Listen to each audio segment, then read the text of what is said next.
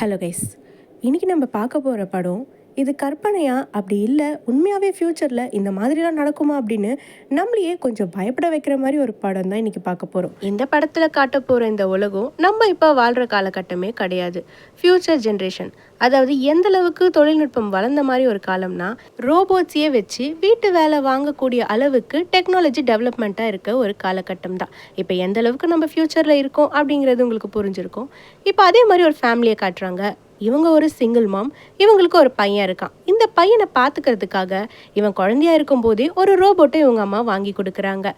சொல்லப்போனால் இந்த ரோபோட் ஒரு பேபி சிட்டர்னு வச்சுக்கலாமே. இந்த ரோபோட் பேர் டங்குக், இந்த பையனோட பேர் ஜிங்க்வா. இந்த படத்தோட ஸ்டார்டிங்லேயே இவனும் இந்த ரோபோட்டும் கண்ணாமூச்சி விளையாடுறாங்க. ரோபோட் ஒரு இடத்துல போய் ஒளிஞ்சிக்க இவனால் கண்டுபிடிக்க முடியல. அதனால காதில் ஒரு மிஷின் எடுத்து மாட்டுறான். அந்த மிஷின் மாட்டின அடுத்த நிமிஷமே அந்த வீடு ஃபுல்லாக அங்கங்கே சிவப்பு கலரில் கால் தடம் தெரியுது. இவன் அதை ஃபாலோ பண்ணிகிட்டே போக அது ஒரு ரூம்குள்ளே போகுது. அந்த ரூம்குள்ளே இருக்க வார்ட்ரோப்குள்ளே அந்த பையன் இருக்கான். ஓப்பன் பண்ணி பார்த்துட்டு டங்குவா மாட்டிக்கிட்டான் அப்படின்னு சொல்ல, ஆமாம் டங்குவா மாட்டிக்கிட்டான்னு சொல்லி இந்த பையனும் வெளியில வரான். அந்த மிஷின் அவன் காதுல போடுறதுனால அந்த ரோபோட்டோட கால் தடம் சிகப்பு கலர்ல தெரியும், மனுஷங்களோட கால் தடம் வெள்ளை கலர்ல தெரியும். அது மட்டும் இல்லாம அதுலயே அவங்க வந்து கான்வர்சேஷனும் பண்ணிக்கலாம். இவங்க அம்மா கால் பண்ணி என்னடா ஹோம்ஒர்க் எல்லாம் முடிச்சிட்டியான்னு கேட்க, இல்லைன்னு இவன் சொன்னதும் அந்த ரோபோட்டை கூப்பிட்டு கேட்குறாங்க, இப்பவே நான் முடிக்க சொல்றேமா அப்படின்னு சொல்லிட்டு இப்போ இவனை படிக்க வைக்கிறது, சொல்லி கொடுக்கறது, இவனுக்கு சாப்பாடு கொடுக்கறது வந்து எல்லாமே அந்த ரோபோட் தான் பார்த்துக்குது. இந்த ரோபோட் இருக்க நம்பிக்கையில் அவங்க அம்மா காலை கட் பண்ணிட்டு அங்கே இருக்க வேலையை பார்க்க போயிடுறாங்க. அந்த கால் கட்டான அடுத்த நிமிஷமே இந்த ரோபோட்டோட உடம்புல ஏதோ சேஞ்சஸ் தெரியுது. இப்போ சிரிச்சுக்கிட்டே அதோட கையை பார்க்குது. அந்த கையில் இருக்க சதியை பிச்சுட்டு உள்ளே வந்து ரத்தம் மாதிரி ஒன்று இருக்குது, ப்ளஸ் ஏதோ டியூப் மாதிரி இருக்குது, அதை பிடிச்சி வெளியில் இழுத்துக்கிட்டு இருக்கு. இப்போ கரெக்டாக பின்னாடி ஜின்கோவை வந்து எனக்கு ரொம்ப பசிக்குதுன்னு சொல்லவும் டக்குன்னு இது எல்லாத்தையும் மறைச்சிட்டு அதுவும் சிரிச்சிட்டு வா உனக்கு ரெடி பண்ணி தரேன் அப்படின்ற மாதிரி சொல்லுது. இப்போ இந்த பக்கம் இவங்க அம்மா வேலையெல்லாம் முடிச்சுட்டு வேகமாக வராங்க. இப்போ அவங்க பையனை பார்க்க அவங்க ஆசையாக ஓடி வர, அம்மா எனக்கு வயிறு ரொம்ப வலிக்குதுமான அவங்க பையன் சொன்ன உடனே இவங்க கிச்சனுக்குள்ளே போய் பார்க்க அந்த டேபிள் மேலே இருக்க ஃபுட்ஸ் எல்லாத்து மேலேயும் ரெட் கலரில் லிக்விட் ஸ்ப்ரெட் ஆயிருக்கு. இவங்க தொட்டு பார்க்க அங்கே இருக்க அந்த ரோபோட் லஞ்ச் சாண்ட்விச்னு சொன்னதே ரிப்பீட்டடாக சொல்லிக்கிட்டு இருக்கு. அதோட வாயிலிருந்தும் பிளட் எல்லாம் வர மாதிரி ஒரு ரெட் கலர் லிக்விட் வந்துட்டு இருக்கு. ஆக்சுவலாக அது பிளட்டாக என்னன்றது நமக்கு இப்போ தெரியல. இவங்க பையனுக்கு இப்போ ட்ரீட்மெண்ட் கொடுத்துட்டு அடுத்து அந்த ரோபோட் எதனால இப்படி ஸ்ட்ரக் ஆச்சுன்னு சொல்லி அவங்க பார்க்கறதுக்காக அதோட மெமரிஸை அவங்க டெஸ்ட் பண்ணிட்டு இருக்காங்க. அந்த வீட்டில் நடக்கிறதும் அந்த ரோபோட்ஸ் பண்ணுறது எல்லாமே அந்த ரோபோட்ஸோட மெமரிக்குள்ளே ஸ்டோரேஜ் ஆகிருக்கும். இப்போ அதை எடுத்து செக் பண்ணும்போது தான் தெரியுது சாண்ட்விச்சில் அவன் ஜாமுக்கு பதிலாக ஆயிலை போட்டு ட்ரெஸ்ஸிங் பண்ணியிருக்கான்றது. சரி, ஒரு மிஷின் தானே, எதனா ப்ரோக்ராம் பண்ணதில் எரர் ஆயிருக்கும், அதை கிளியர் பண்ணால் சரியாயிடும்னு சொல்லி இவங்க அம்மா செக் பண்ண அதுக்கு அந்த சிஸ்டம் சஜஷன் கொடுக்குது.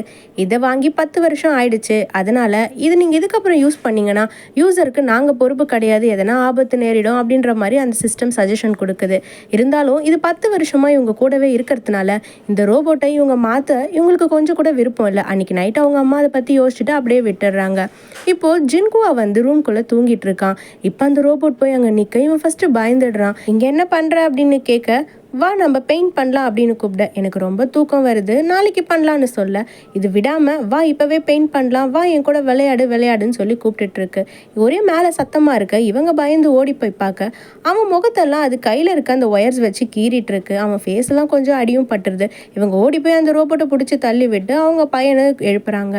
இப்போ அந்த ரோபோட்டை ஒரு பாக்ஸ்குள்ளே போட்டு பேக் பண்ணிட்டு இருக்காங்க. ஜிங்க்வா ரோபோட் கிட்ட போயிட்டு, நீ எதுக்கும் கவலைப்படாத, அம்மா உன்னை சர்வீஸ் சென்டருக்கு தான் கூட்டிகிட்டு போகிறாங்க, சீக்கிரமாக எல்லாம் சரியாயிடும், என் பர்த்டேக்குள்ளே வந்துடணுன்னு அப்படின்னு சொல்ல, இப்போ அதுக்கு ரோபோட்டு, உன்னை நான் பயங்கரமாக தாக்கிட்டேன்னா உனக்கு ரொம்ப வலிக்குதா, இதுக்கப்புறம் என் கூட நீ விளையாட வர மாட்டியான்னு பாவமாக கேட்க, அப்படிலாம் கிடையாது, ஜிங்க்வாவும் டங்குவாவும் எப்பயுமே ஃப்ரெண்ட்ஸு தான், நம்ம டுகெதர் ஃபார் எவர் அப்படின்னு சொல்லவும் இப்போ அந்த ரோபோட் ஒரு ப்ராமிஸ் கேட்குது.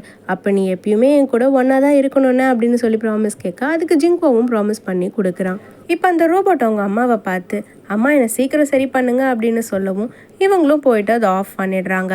இவங்க என்ன பண்ணுறாங்க, சர்வீஸ் சென்டருக்கு எடுத்துகிட்டு போகும்போது அவங்க ஆல்ரெடி யூஸருக்கு இதனால் பிரச்சனை வரும் அப்படின்னு சொல்லியிருந்துருப்பாங்களே, அதனால தான் பையனுக்கு இந்த ரோபோட்டால் எதுனா பிரச்சனை வரப்போகுதுன்னு சொல்லிட்டு எல்லா மெமரிஸும் டெலீட் பண்ணிவிட்டு சாரி டங்குவா அப்படின்னு சொல்லி அவனோட ஒயர்ஸை இவங்க கட் பண்ணிடுறாங்க. அதாவது இது ஃபுல்லாக டீஆக்டிவேட் பண்ணிடுறாங்க. அந்த ரோபோட்டோட உடம்புல ரெட் கலரில் ஒரு ஒயர் பாஸ் ஆகுது. அதை இவங்க கத்தி வச்சு கட் பண்ண உடனே அதில் இருக்க ஃப்ளூவிட் எல்லாம் அதோட கண் வழியாக வெளியில் வந்துக்கிட்டு இருக்கு. ஒரு மனுஷனை புதைக்கிற மாதிரி தான் இந்த ரோபோட்டுக்கும் இறுதி சடங்கு செஞ்சு அதை புதைக்கிறாங்க. இது ஜிங்க்வாவால் கொஞ்சம் கூட ஏற்றுக்க முடியாது. இதுக்கப்புறம் அவன் திரும்பி வரமாட்டானான்னு சொல்லி கேட்க, நீ இதை வந்து ஏற்றுக்கிட்டு தான் ஆகணும். கண்டிப்பாக அவன் நம்மளோட மெமரிஸில் வாழ்ந்துக்கிட்டு தான் இருப்பான் ஜங்குவா அப்படின்னு சொல்லி அவங்க அம்மா அவனை சமாதானப்படுத்தி கூட்டிகிட்டு போயிடுறாங்க. ஜிங்குவா பர்த்டே வரப்போகிறதுனால அவனுக்கு பர்த்டே கிஃப்டாக இன்னொரு ரோபோட்டை அவங்க அம்மா அவனுக்கு ப்ரெசென்ட் பண்ணுறாங்க. ஆனால் இந்த பையனுக்கு இதில் பெருசாக சந்தோஷமே கிடையாது. ஏன்னா அவன் டங்குவாவை தான் ரொம்ப மிஸ் பண்ணிட்டு இருக்கான்.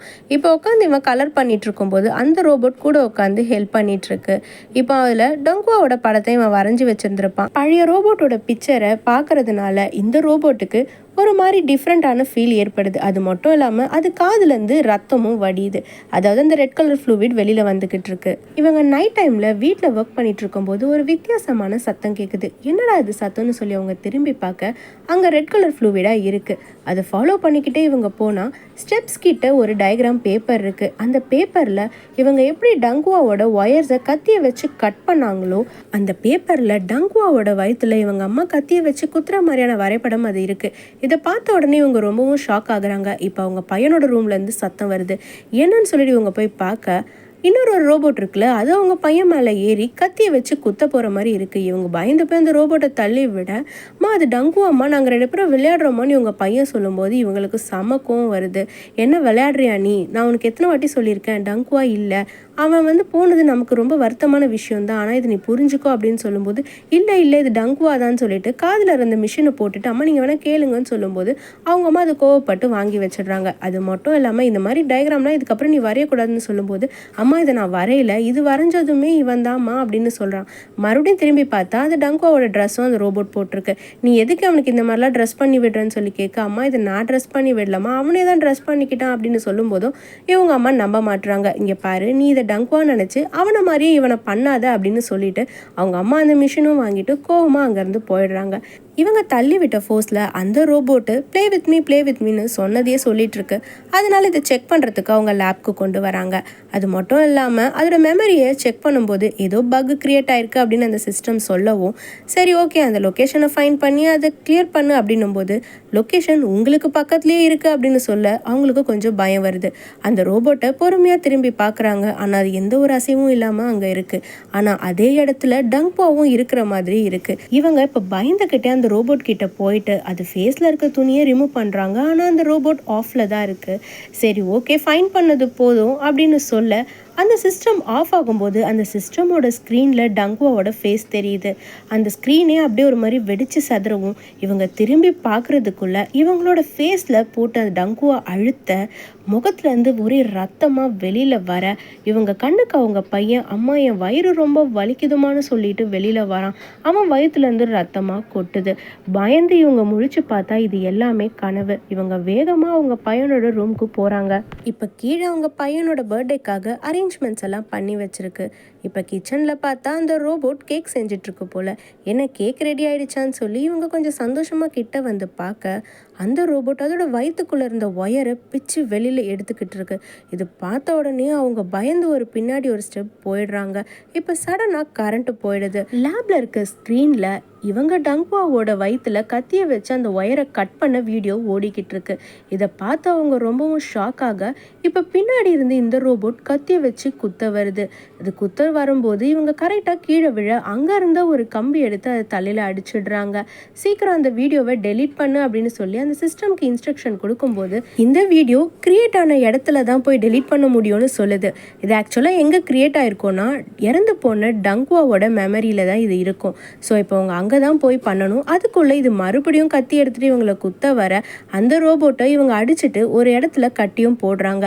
சத்தம் கேட்டு அவங்க பையன் மேலேருந்து கீழே வர நான் சொல்கிற வரைக்கும் நீ உன் ரூமை விட்டு வெளியிலே வரக்கூடாது, போய் கதவு மூடிக்கோன்னு சொல்ல உடனே அவனும் மேலே ஓடி போய் கதவை லாக் பண்ணிக்கிறான். இப்போது டங்குவாவை புதைச்ச இடத்துக்கு அவங்க போகிறாங்க. இப்போ அதை தோண்டி பார்க்கும்போது டங்குவா அவங்க எந்த மாதிரி புதைச்சாங்களோ அந்த மாதிரி இல்லாமல் முகத்தை அது மூடி இருக்கும்.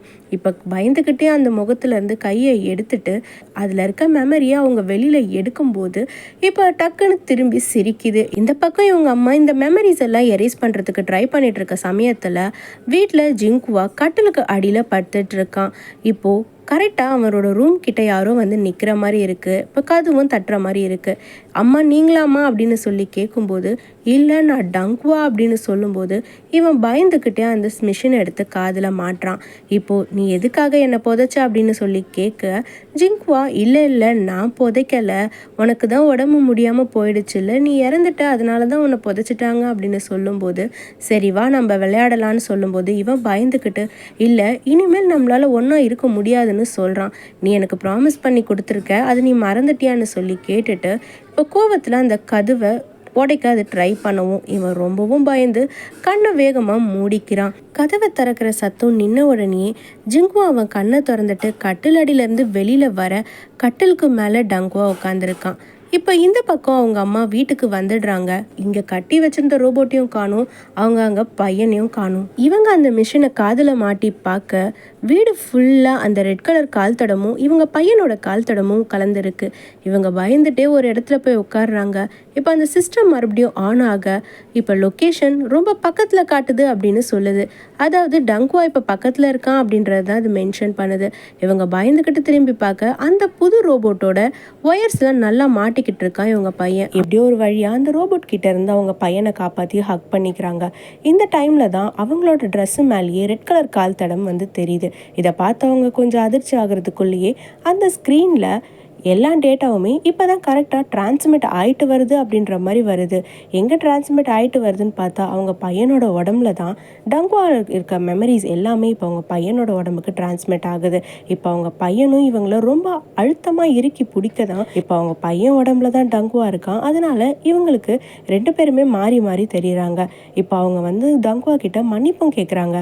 தயவு செஞ்சு என்னை மன்னிச்சிடு, எங்களை இங்கேருந்து போக விடு அப்படின்னும் போது, இல்லை நீங்கள் வந்து எங்களை பிரிக்க முயற்சி பண்ணியிருக்கவே கூடாது, அதை பண்ணிட்டீங்க, உங்களால் என்றைக்குமே என்னோட ஜிங்க்வா கிட்ட இருந்து பிரிக்க முடியாது அப்படின்னு சொல்லிட்டு அவனோட மெமரிஸை அவன் காதில் ஃபிட் பண்ணிடுறான். அவங்க அம்மாவும் அங்கேயே இறந்து போயிடுறாங்க. இதோட இந்த மூவியும் அப்படியே முடிச்சிடுறாங்க. ஆக்சுவலாக இந்த மாதிரி ஒன்று நடக்க வாய்ப்பு இருக்கா அப்படின்னு கேட்டால் எனக்கு தெரிஞ்சு இல்லை தான். இது ஜஸ்ட் ஒரு கற்பனைக்காக மட்டும்தான். வீடியோவை பார்க்குற யாருக்காச்சும் இந்த மாதிரி ஒரு ரோபோட்டை வாங்கி வீட்டில் வைக்கணும்னு தோணுதா? அப்படி தோணுச்சுன்னா கமெண்ட் பண்ணுங்கள். வீடியோ பிடிச்சிருந்தா லைக் பண்ணி ஷேர் பண்ணுங்கள். தேங்க்ஸ் ஃபார் வாட்சிங்.